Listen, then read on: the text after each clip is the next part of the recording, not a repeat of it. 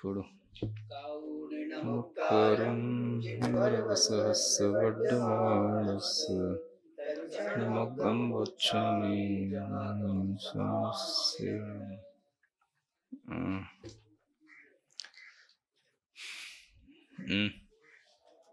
एक ग्रंथ दीदियों को भी दे दो, एक्स्ट्रा नहीं है।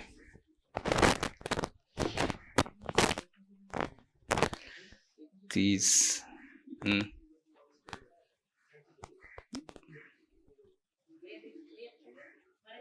हाँ ये तो ले लो। हाँ वो लोग दे देंगे।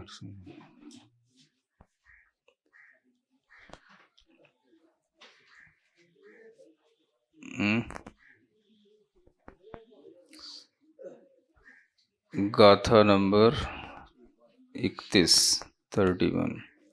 अह गुणाणम सारो किमिति वंडेति। अब यहाँ पर ये बताते हैं कि गुणों में भी सारभूत क्या है, इसका वर्णन करते हैं। सार की बात यहाँ बताते हैं। बोलते हैं ना, सार को गए रखे थोथा दे उड़ाए। नहीं बोलते? सार को गह रखे थोथा दे उड़ाए, कबीर का दो है। तो सार का ग्रहण कर लो, थोते चीजें उड़ा दो। तो सारभूत चीज यहाँ बताई जा रही है। णाणम नरस्य सारो सारो विनरस्य होई सम्मतम सम्मत्ताओ चरणम चरणाओ होइणे वाड़म।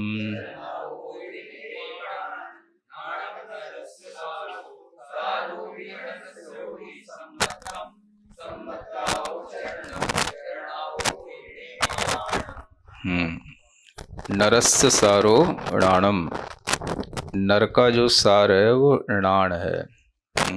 मनुष्य का सार क्या है? ज्ञान है। सारोवी नरस्य होई सम्मतम, और उस ज्ञान सहित मनुष्य का भी जो सार है वो सम्यक्त है। माने सम्यक्त भी सार है और ज्ञान भी सार है। सम्मत्ताओ चरणम, और फिर उस सम्यक्त से जो चरण होता है, आचरण, वो चरणाओ होई निर्वाणम, और चरण से जो निर्वाण प्राप्त होता है, ये सभी सारभूत हैं मनुष्य के लिए। मतलब मनुष्य के लिए ज्ञान भी सार है, फिर ज्ञान में भी सम्यक्त सार है, फिर सम्यक्त से भी बढ़कर के चरण चारित्र सार है, और चारित्र से भी बढ़कर के निर्वाण उसका सार है। इस तरह से यहाँ पर गुणों का सार बताया जा रहा है। नाणम नरस्य सारो मणुय जीवनस्य सारो सहलत्तम दब्ब सुद नाणेन से भाव सुद नाणस्य उपलब्धि। है ना? जो मनुष्य जीवन का सार है, सार का मतलब उसकी साफल्य, सफलता, वो द्रव्य श्रुत ज्ञान के साथ में भाव श्रुत ज्ञान की उपलब्धि होना। ज्ञान का मतलब पुस्तक का, ग्रंथ का ज्ञान ही पर्याप्त नहीं होता सार के लिए। जो द्रव्य श्रुत रूप यह ज्ञान है, उसके साथ में भाव श्रुत की भी उपलब्धि होना, है ना? द्रव्य श्रुत ज्ञान और भाव श्रुत ज्ञान। तो जितना भी यह शब्द रूप श्रुत होता है, ग्रंथ रूप जो श्रुत होता है, उसे द्रव्य श्रुत ज्ञान कहते हैं। और जो ज्ञान हमारे भावों में उतर जाता है वो भाव श्रुत ज्ञान होता है। तो भाव श्रुत ज्ञान ही हमारे काम में आता है ना? द्रव्य श्रुत ज्ञान तो एक तरह से दिमाग का विषय बन जाता है, बुद्धि का विषय बन जाता है, तो वो बुद्धि में पड़ा रहता है। लेकिन जो भावश्रुत ज्ञान है वो हमारे काम में आता है। काम का मतलब यह है कि जब आप एकांत में बैठेंगे, ध्यान आदि में लीन होंगे, तो भावश्रुत ज्ञान ही आपके काम आएगा, है ना। द्रव्य श्रुत ज्ञान तो एक तरह से कभी कभी दिमाग के लिए लोड वाला काम कर देता है। दिमाग पे लोड आता है उससे। और भावश्रुत ज्ञान जो होता है वो आपको बिल्कुल लोड लेस कर देता है ना। तो जैसे कहीं कोई गन्ने का खेत हो, और गन्ने का बहुत सारा, है ना, द्रव्य ला करके कहीं पर पटक दिया जाए और फिर उस गन्ने में से केवल रस निकाल करके उसका पान किया जाए, तो जिस तरह से आपको उस रसपान से हल्कापन महसूस होगा, वह जो है भावश्रुत है। और गन्ने के जो बंडल के बंडल रखे हुए हैं वो सब द्रव्य श्रुत है ना। तो द्रव्य श्रुत एक लोड लेने वाली चीज है और भावश्रुत लोड लेस होने वाली चीज है। लेकिन ये भी ध्यान रखना होता है कि भावश्रुत जो प्राप्त होता है वो द्रव्य श्रुत से ही प्राप्त होता है।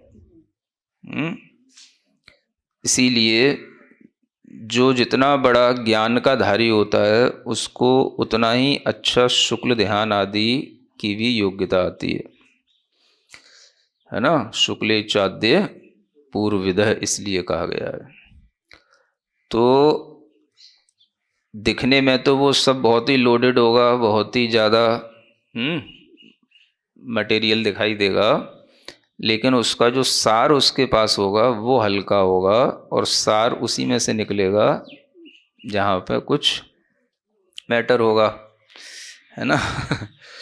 तो इसलिए द्रव्य श्रुत भी और भावश्रुत भी। लेकिन अगर हम इसमें भी देखेंगे तो द्रव्य श्रुत का सार क्या है? भावश्रुत। तो वही ज्ञान जो है हमारे लिए श्रुत ज्ञान उपलब्धि है, भावश्रुत की उपलब्धि, ये मनुष्य का सार है। और जब इस तरह से सारो भी यानी नाण सारादो ही अहीयरो सारो नरस्य सम्मतम हुई, माने इस सार से भी बढ़कर के अब दूसरा सार क्या है? तो वो मनुष्य के लिए सम्यक्त्व का भाव आना, है ना, ये उससे भी बढ़कर के सारभूत है।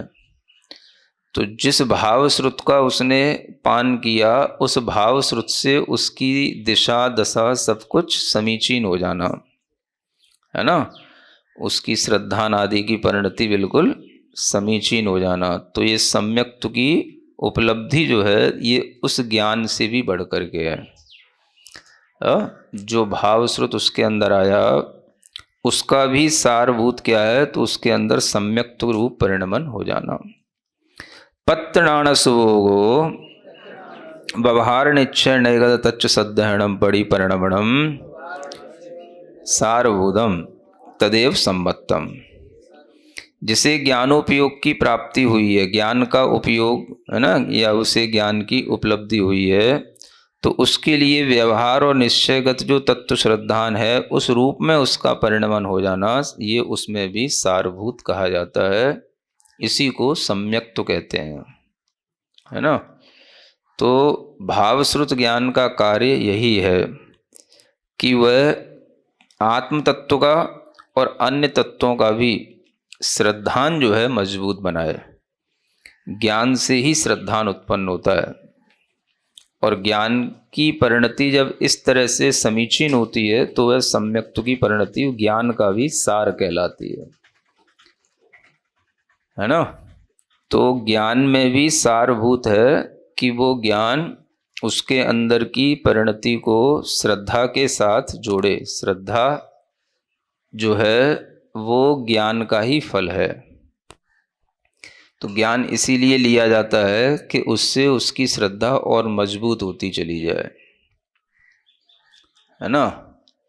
केवल श्रद्धा होने से वह श्रद्धा मजबूत नहीं होती, इस भावश्रुत रूप ज्ञान की परिणति से वह श्रद्धान और मजबूत होता चला जाता है। क्योंकि जितना वो भावों में वो उस ज्ञान का उपयोग करेगा और भावों के साथ जितना वह तत्व श्रद्धान बनाएगा, तो वह तत्व श्रद्धान उसका निश्चयगत भी होगा और व्यवहारगत भी होगा। तो वही परिणमन उसके लिए सम्यक्त्व का भाव कहलाता है। तो सम्यक्त्व अपने आप में एक ऐसा परिणमन है जो इस तरह के भाव उपयोग से होता है, भावों से होता है ना। तो जो ज्ञान का सार है वो सार भी जो है सम्यक्त्व की ओर लुढ़कता है, तो वह उसमें भी और अधिक सारभूत कहलाता है।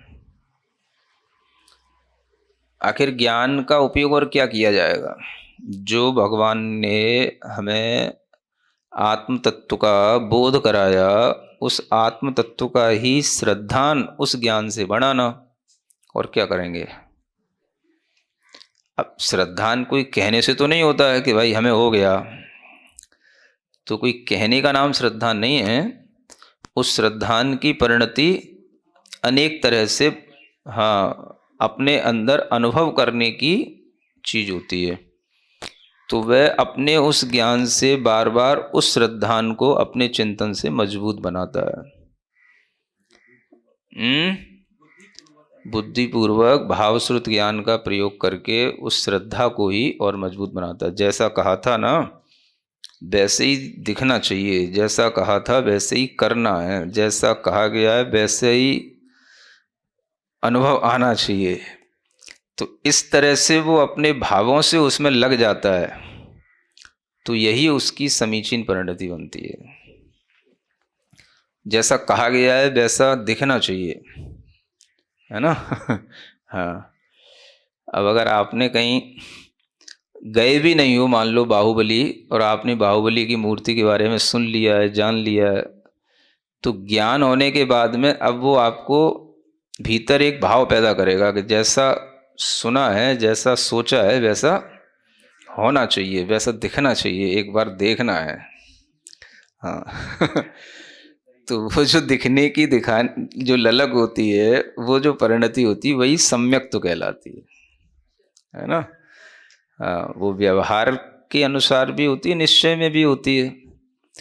तो व्यवहार में जिस तरह से तत्व का ज्ञान करा गया वो व्यवहार के अनुसार सम्यक्त्व कहलाएगा। निश्चय में जैसा आत्म तत्व बताया वैसा ही आत्म तत्व का अनुभव होना चाहिए, तो वो निश्चय सम्यक्त्व हो जाता है। कितनी बार सुन चुके हैं, आत्म तत्व का रसामृत होता है, आह्लाद उत्पन्न होता है। एक आध बार मिले तो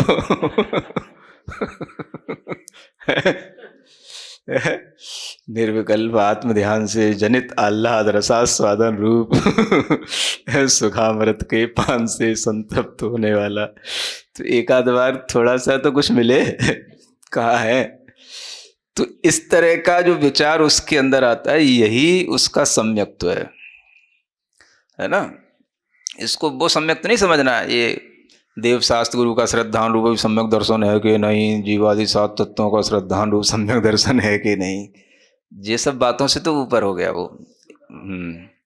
भावों में वह जिस तरह का ज्ञान ले रहा है शास्त्रों से, उसका उसी तरह का वह श्रद्धान में अनुभव करना चाहता है।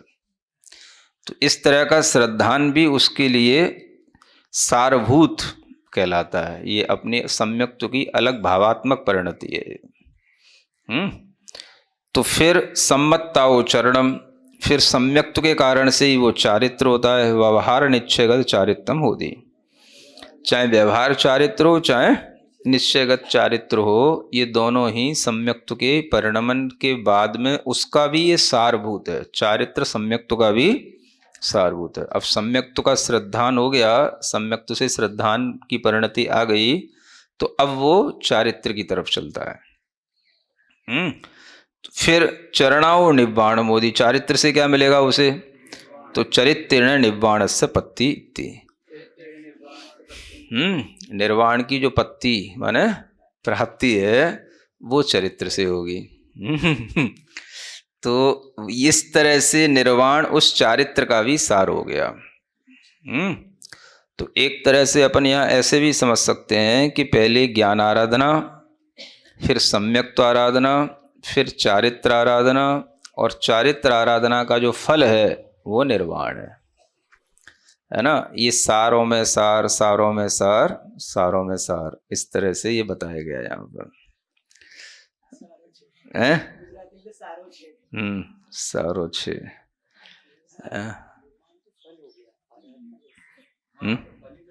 वही तो कहा, चारित्र का फल, चारित्र का भी सार क्या है, चारित्र का क्या सार निकलेगा, किस लिए चारित्र धारण किया गया है, इसका भी सार क्या निकालना है, तो निर्वाण की प्राप्ति उस चारित्र का भी सार है।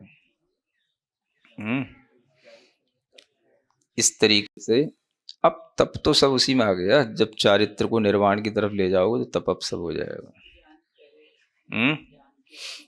हाँ है, ज्ञान की आराधना पहले है, क्योंकि आचार्य कुंद कुंद के ग्रंथों में सम्मणाण, सम्मदंसण, सम्मचर्युत्ताड़म, इस तरह का ही वर्णन मिलता है। पहले आप सम्यक ज्ञान करो, वही सम्यक दर्शन देगा फिर सम्यक चारित्र होगा। हाँ, कैसे भी समझें तो भी उन्होंने ज्ञान को मुख्य बनाया है ना। मतलब सम्यक दर्शन, सम्यक ज्ञान, सम्यक चारित्र जो आप कहते हो, ये तो आचार्य उमा स्वामी की अपेक्षा से है, और आचार्य कुंद कुंद की अपेक्षा से अगर समझोगे तो सम्यक ज्ञान, सम्यक दर्शन और सम्यक चारित्र होता है पहले, इस तरीके का क्रम बनता है। तो ये अपेक्षाएं भी हैं आचार्यों के अभिप्रायों में। तो आचार्य कुंद कुंद देव ने पहले ज्ञान को बल दिया है ना, और अध्यात्म में पहले ज्ञान को ही बल दिया जाता है, सिद्धांत में पहले सम्यक दर्शन को बल दिया जाता है। तो ये अलग अलग अपेक्षाएं भी हैं अलग अलग आचार्यों की। सिद्धांत की अपेक्षा से सम्यक दर्शन पहले, सिद्धांत तक चलोगे तो ये पहले होगा, और अध्यात्म की दृष्टि से चलोगे तो सम्यक ज्ञान पहले आएगा। तो सम्मणाण, सम्मदंसण, सम्मचर्युत्ताड़म,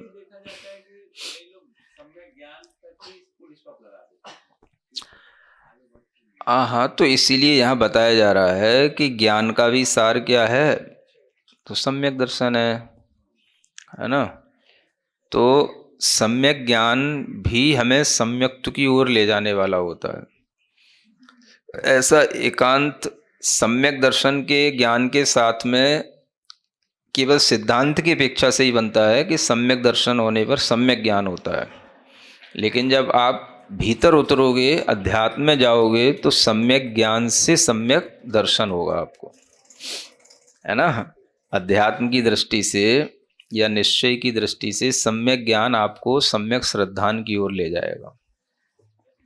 जब आपको ज्ञान ही नहीं है तो श्रद्धान किधर ले जाओगे, है ना। तो श्रद्धान सिद्धांत की अपेक्षा से पहले है, लेकिन अध्यात्म में अपने आत्म तत्व का अगर श्रद्धान भी करना चाहोगे तो पहले आपको आत्म तत्व का बोध तो हो, ज्ञान तो हो। तो आत्म तत्व का ज्ञान करके ही फिर आपको अपनी आत्मा का भावश्रुत उस परिणमन से सम्यक्त्व के ओर जाओगे, सम्यक्त्व का श्रद्धान जाएगा, है ना। तो अध्यात्म में सम्यक दर्शन बाद में आता है, सम्यक ज्ञान, भावश्रुत ज्ञान पहले आता है, और सिद्धांत में सम्यक दर्शन पहले आता है, तब आपको आगे बढ़ाया जाता है।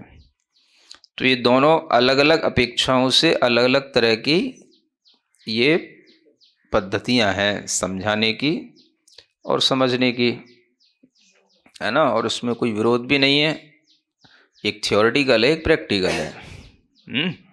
हाँ, सिद्धांत जो होता है वो थ्योरेटिकल होता है, अध्यात्म होता है वो प्रैक्टिकल होता है, ऐसा। तो थ्योरी से आपको यही कहा जाएगा, पहले सम्यक दर्शन, और प्रैक्टिकली देखोगे तो पहले सम्यक ज्ञान। तो अंत में जाकर के सब चीज़ें एक हो जाएंगी। जैसे ही आप चारित्र वाले स्टेप पे आओगे तो फिर उसके बाद में फिर कोई ऊपर नीचे नहीं है, शुरुआत में ही है। तो पहले पानी में बूरा मिलाएं कि बूरे में पानी मिलाएं वाली बात है। नहीं समझ में आया? एक कहता है पहले पानी रखो फिर बूरा मिलाओ, एक कहता है पहले बूरा डालो तो पानी मिलाता हूँ मैं उसमें। और कोई अंतर नहीं, यही अंतर है। तो जब ज्ञान की बात आती है तो पहले आदमी को थोड़ा सा ये दिखाया जाता, देखिए बुरा है, पहले उसको बुरा दिया जाता है, तब फिर उसमें वो पानी मिलाता है, तब उसको मीठा लगता है। और जब सिद्धांत की बात आती है तो पहले उसको पानी दिखाया जाता है, पानी दिया जाता है, कहता है इसमें बुरा मिला तब ये मीठा होगा, होना तो वही है। तो यही सिद्धांत और अध्यात्म की विवक्षाओं का अंतर इतना ही है। और इसी से समझ सकते हैं कि आगे पीछे कुछ भी हो, लेकिन जैसे ही आप उसमें मिलाएंगे, मिलाने का जो चारित्र होगा, चरण होगा, वो प्रक्रिया एक जैसी होगी। फिर उसको सेवन करने से जो आपको सुख मिलेगा वो निर्वाण सुख भी एक जैसा होगा। प्रारंभ में आप कुछ भी कह लो, चाहे पानी में बूरा मिला लो, चाहे पानी पहले रख लो बूरा बाद में डाल देना, चाहे बूरा पहले रख लो पानी बाद में डाल देना, है ना। मिलने के बाद सब कुछ एक जैसा होना है ना। तो ऐसे ही है ये, सम्यक्त से फिर आचरण होगा, चारित्र से फिर निर्वाण होगा। इस तरह की यह सारभूत प्रक्रिया यहाँ पर आचार्यों ने बताई है। अब आगे कहते हैं, आह पुणो भी 24 आराणाएं दृढ़ीकरणठम कहे दे। अब पुनः 4 प्रकार की जो आराधनाएं हैं उनको दृढ़ और करने के लिए कहते हैं, नाणम्य दंसणम्य तवेण चरियेण सम्मसयेण चौण्डं विसमाजोगे सिद्धा जीवाण संदेहो।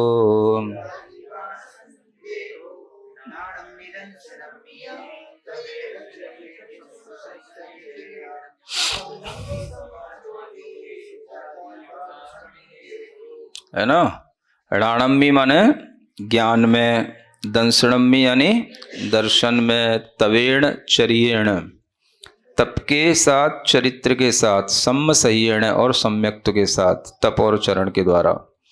चौंडम भी समाजोगे, यहाँ पर भी 4 चीजें ली हैं। चारों के समायोग करने पर जीवा सिद्धा, जीव जो है सिद्ध हो जाता है, इसमें कोई भी संदेह नहीं करना चाहिए, है ना। तो ये भी इसी तरह से है। क्या कहते हैं, सम्मसह्येण तवेण यानी सम्यक्त के साथ, तप के द्वारा। अनिच्छा निरोहणम किच्चा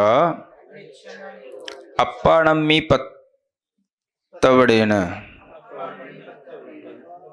पतवणेन, हाँ, प्रतपन जिसको बोलते हैं, यानी अन्य इच्छाओं को रोक करके अपनी ही आत्मा में, है ना, प्रतपन करना तप कहलाता है। तपन करना, अपनी आत्मा में रमण करना, ध्यान करना, ये निश्चय तप कहलाता है। चरियेण व्यवहार चरित्र पुब्बियम अपस्वरूप रमणेण निश्चय चरियेण। फिर इसी तरह से चरित्र के द्वारा भी व्यवहार चारित्र पूर्वक अपने आत्म स्वरूप में रमण करना, यही निश्चय चारित्र है। नाणम्य दंसणम्य समाजोगे अपड़ो नाण सहावे दंसण सभाए या लीणे, है ना। ज्ञान और दर्शन में समायोग हो जाने पर, इसका मतलब क्या है कि अपनी आत्मा का जो ज्ञान स्वभाव और दर्शन स्वभाव है उसमें लीन हो जाने पर। इस तरह से 4 चीजें हो गई, ज्ञान, दर्शन में लीन होना, और सम्यक्त के साथ तप और चारित्र। तो तप और चारित्र ये 2 चीजें, और ज्ञान और दर्शन में समायोग ये 2 चीजें, ऐसी 4 चीजों के मिलने पर चौंडम भी समायोग होती। इन 4 चीजों का जो समायोग हो जाता है उससे जीव को सिद्धत्व की प्राप्ति होती है। परम पारणामी भाव स्वरूपे अणाही नेहण शुद्ध नाण दंसन सुहावे सम्म सही चरित्र तव बलेण जो ठादी सो अप्पाणुभूति रूप चौबी आराणा फलम अनुभवती, है ना। तो इसका मतलब क्या है कि जो अनादि निधन शुद्ध ज्ञान दर्शन स्वभाव है वो परम पारिणामिक भाव स्वरूप है होता है ना। परम पारिणामिक भाव रूप जो ज्ञान दर्शन स्वभाव है, मानी जो स्वभाव कभी भी त्रुटित नहीं हुआ, जो स्वभाव कभी भी ब्रेक नहीं हुआ, जो स्वभाव कभी भी किसी भी कारण से छूटा नहीं, ऐसा जो अनादि पारिणामिक स्वभाव है उसी को परम पारिणामिक भाव कहते हैं। तो वह हमारा जो ज्ञान दर्शन स्वभाव है उस स्वभाव में सम्म सही चरित्र तव बलेण, माने उस स्वभाव में सम्यक्त्व के साथ जो चारित्र और तप है उसके बल से उसमें स्थित हो जाओ उस स्वभाव में। इसका मतलब ये है, तो चारों चीजें का समायोग हो जाएगा, यानी अपनी आत्मा के ज्ञान दर्शन स्वभाव में चारित्र और तप के बल से स्थित हो जाना, इन चार चीजों का ये समायोग बन जाता है। जहां ये समायोग हो जाएगा वहीं पर जीव सिद्ध हो जाएगा, है ना। तो यहाँ पर चारित्र और तप जो हैं वो सम्यक्त्व के साथ, ये विशेषण के साथ यहाँ पर ग्रहण करने, सम्म संयेण तवेण और सम्म संयेण चर्येण। और नाणम्मी दंशनम्मी ये जो आया है यहाँ पर, अब देखो जो कहा था ना तीसरा जो शब्द है दर्शन का तीसरा अर्थ, वो अब यहाँ पर आया। अब यहाँ पर दर्शन माने ना तो जिन रूप वाला दर्शन है, ना दर्शन माने यहाँ पर सम्यक दर्शन है। ये दर्शन तीसरा अर्थ अब यहाँ पर आया, जिसके लिए आपसे मैं पिछले 2-3 बार कह चुका हूँगा कि समय आने पे बताऊँगा। दर्शन का तीसरा अर्थ इसी दर्शन पहाड़ में क्या बताया जा रहा है, जो आत्मा का दर्शन स्वभाव है, जैसे ज्ञान स्वभाव है उसी तरह से आत्मा का जो दर्शन स्वभाव, दृष्टा स्वभाव, उसके लिए यहाँ पर दर्शन शब्द आया है ना। अब यहाँ पर वह आत्मा का जो ज्ञाता दृष्टा भाव है, ज्ञान दर्शन स्वभाव है, जो अनादि काल से चला आया है, परम पारिणामिक भाव स्वरूप है, उस ज्ञान दर्शन स्वभाव में अपने को स्थित होना, उपयोग को उसी स्वभाव में रोकना। किसके बल से रोकेगा, तो सम्यक्त्व सहित चारित्र और सम्यक्त्व सहित तप, इसके बल से वो उसमें ठहरेगा।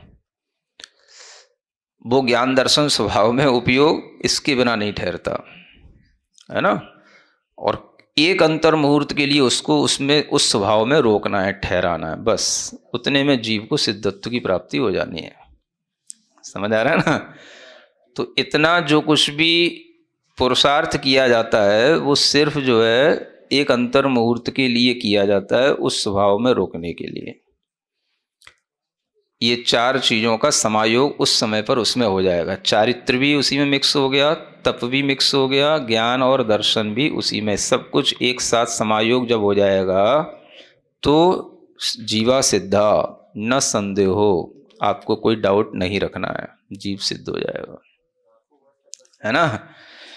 तो इस तरह से जो स्थित हो जाता है वह आत्मानुभूति रूप चार प्रकार की जो आराधना का फल है उसका अनुभव करता है ना। चारों प्रकार की आराधना, सम्यक ज्ञान, चारित्र और तप, ये चारों आराधना इसमें मिक्स हो गई, है ना। तो इन चारों ही आराधनाओं का फल आत्मानुभूति है। तो आत्मानुभूति किसी एक आराधना के फल से नहीं आएगी, केवल सम्यक दर्शन से आत्मानुभूति नहीं होती, ना सम्यक ज्ञान से होती। ये सम्यक दर्शन, ज्ञान, चारित्र और तप, चारों के बल से आत्मानुभूति होती है। तो उस समय पर उसके अंदर दर्शन और ज्ञान तो अपने आत्म स्वभावगत होंगे, है ना, और चारित्र और तप उसके लिए सहयोगी होंगे, उसको उपयोग को रोकने के लिए, ठहराने के लिए। जो तुमने सम्यक दर्शन और सम्यक ज्ञान पढ़ रखा है वो तो बहुत पहले छूट जाएगा, उसका अब कोई प्रयोजन नहीं रह जाएगा। जिस समय अनुभूति होगी उस समय पर सम्यक दर्शन सम्यक ज्ञान का कोई काम नहीं है। ये और सीख लो, अब दर्शन पाउड एंड होने वाला है ना। हाँ हाँ हाँ, जितने भी लोग सम्यक दर्शन सम्यक ज्ञान की जिद लगाए हुए हैं, ये आत्मानुभूति में सम्यक दर्शन सम्यक ज्ञान का कोई लेना देना नहीं होता। आपको अपने ज्ञान दर्शन स्वभाव में स्थित होना है। सम्यक दर्शन सम्यक ज्ञान में स्थित नहीं होना। सम्यक दर्शन सम्यक ज्ञान अलग चीज है और ज्ञान दर्शन स्वभाव अलग चीज है। तो सम्यक दर्शन ज्ञान का तो काम चारित्र तक पहुंचाना, चारित्र का काम तप कराना, और चारित्र और तप इसके ही बल से अपने ज्ञान दर्शन स्वभाव में स्थित कराना, स्थिर होना, ये उसका सार में सार होकर के ये एक दूसरे का कार्य होता है। तो सम्यक दर्शन ज्ञान तो बहुत पहले छूट गया, जिसको आप सिर पे लिए घूम रहे हो, है ना। ये ज्ञान दर्शन स्वभाव और उसके साथ में दो चीजें सपोर्टिंग, बस सम्यक्त्व के साथ चारित्व और सम्यक्त्व के साथ तप। इन चारों का समायोग जहां हो जाएगा वहां जीव सिद्ध हो जाएगा। इस तरह से होन्ति इति विषय जीवा सिद्धा होन्ति, है ना, जीव सिद्ध हो जाते हैं। एवं वे समाजोगे सदी संदेहो न कायबो उत्तम च, इसमें कोई संदेह नहीं करना। यही बात समयसार में भी कही है। नाणम भावना खलु कादव्वा दंसणे चरेतेय ते पुणतिन्नि वियादा तम्मा कोड भावणम आदे।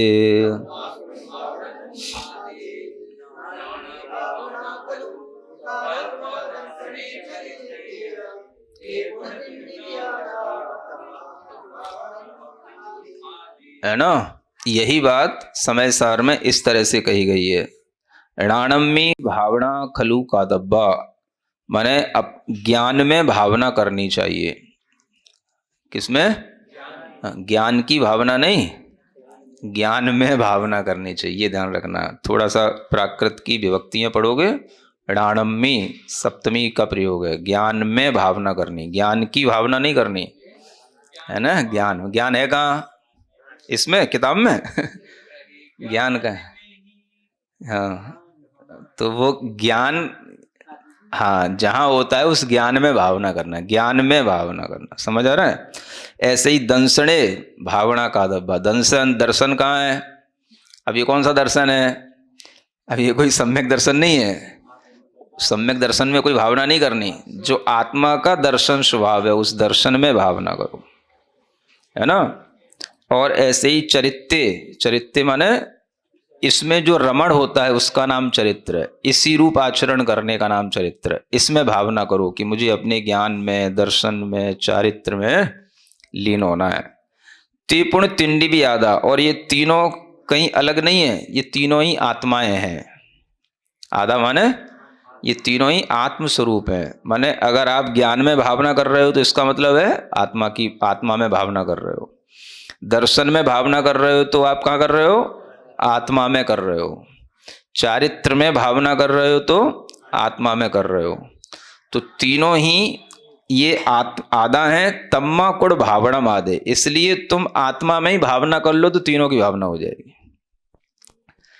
अगर तुमने केवल आत्मा में भावना कर ली, आत्मा की नहीं, आत्मा में तो आत्मा में भावना करोगे तो आत्मा की भावना में, आत्मा में जब भावना करोगे तो उसमें ज्ञान की में भी भावना होगी, दर्शन में भी होगी और चारित्र में भी होगी। तो चाहे तो ज्ञान दर्शन चारित्र तीनों को पकड़ के आत्मा को पकड़ लो, और चाहे आत्मा को पकड़ के ज्ञान दर्शन चारित्र तीनों में लीन हो जाओ। बात एक ही है, क्योंकि ये तीनों भी आत्मा में हैं और आत्मा के यही तीन गुण हैं, है ना। अगर तुम्हें तीन में लीन नहीं होना, भेद नय से नहीं जाना, तो अभेद नय से एक आत्म तत्व की भावना करो, उसमें सब आ जाएगा। तो ज्ञान दर्शन चारित्र सब आ जाएगा। तो आत्मा का जो ज्ञान स्वभाव है, दर्शन स्वभाव है, उस स्वभाव में स्थिर होने का नाम ज्ञान में भावना है, दर्शन में भावना है। तो ये भावना ही करने पर बल समय सार आदि में दिया जाता है। तो वही चीज यहां पर दिखाई गई है कि इस तरह से जब ये चारों चीजों का समायोग होगा तो जीव सिद्ध होता है ना। इसी को कहते हैं आत्मानुभूति। चार चीजें मिलेंगी तो होगी आत्मानुभूति। बोलो सही कहे छे? दीदियों से पूछ लें बैठी हैं, राजकोट की दीदियां हैं। हाँ 100% सही कहे छे।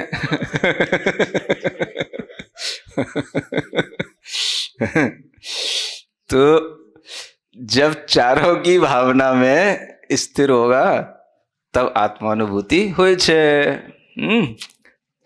और जब एक एक रहेगा, अलग अलग रहेगा, तो आत्मानुभूति नथी थाई छे। चारों का समायोग होना चाहिए। तो आचार्य कुंद की भावना को समझना चाहिए कि वो किस पर बल दे रहा है। केवल आत्मानुभूति पर तो बल दे रहा है, लेकिन वो आत्मानुभूति तम्माकुड़ भावनम आदे, आत्मा में भावना कर, आत्मानुभूति कर, लेकिन वो करेगा कैसे? जब उसके पास कुछ होएगा तब तो करेगा, है ना। तो ये जो प्रोसेस है जिसमें ये बताया जा रहा है कि अब चाहे तू अपने आत्मा के ज्ञान स्वभाव में लीन हो, चाहे दर्शन स्वभाव में, चाहे चारित्र स्वभाव में, ये सब चीजें आत्मा में ही तुझे ले जाएंगी। तू अलग अलग मत सोच, है ना। इसलिए आत्मानुभूति करने का मतलब ही ज्ञानानुभूति है, और ज्ञानानुभूति का मतलब ही आत्मानुभूति है। हाँ, ये बात समय सार कलसों में भी बताई गई है। ज्ञानानुभूति ही आत्मानुभूति है। तो इस तरह से ये ज्ञान की या आत्मा की जो अनुभूति है, ये चारों के समायोग होने पर होती है, और इस अनुभूति में जो अंतर्मुहूर्त स्थिर हो जाता है उसको सिद्धपने की प्राप्ति हो जाती है। ये इसका सार है। इसलिए सिद्ध होना भी कठिन नहीं है, हैं? क्यों हंसने की बात है? और आत्मा की अनुभूति करना भी कठिन नहीं है। होना चाहिए आपके पास में, मतलब प्रोसेस और मटेरियल सब होना चाहिए, बस फिर उसको मिलाना है ना। दूध तो रखो तब खोआ बनेगा। है ना, दूध रखो, जितना दूध है उतना बड़ा भगोना भी रखो। पतीली भी रखो, और फिर उसमें वो अग्नि भी रखो, और वो कहीं दूध लग ना जाए इसलिए थोड़ी कलछुली भी चला के रखो। सब चीज़ों का, चारों का समायोग हो जाएगा, खोआ तो बनेगा ही यार, कहाँ जाएगा। हाँ, इतना क्यों डराना है? कब सिद्ध होएगा, कब सिद्ध होएगा? होएगा, ऐसे ही होएगा। बस पता होना चाहिए इसी प्रोसेस से होता है, बस फिर डरने की क्या बात है, चिंता करने की भी क्या बात है। होएगा होएगा होएगा, ऐसे ही होएगा, है ना। तो जिसके पास दूध भी है ना, हाँ, कढ़ाई भी है, अग्नि भी है, कलछुली भी है, चारों चीजें हैं, अब उसे सोचने की जरूरत नहीं खोआ कैसे बनेगा, कब बनेगा, तू घोंटता रहे, बनेगा बस, है ना। तो इसलिए चारों के समायोग से जीव सिद्ध होगा, न संदेह हो, नो डाउट, नो सस्पिशन। किसी भी तरह का सस्पेंस नहीं रखना। ये ही इस गाथा में अंत में बताया गया। थोड़ा सा और है, 1-2 दिन में हो जाएगा।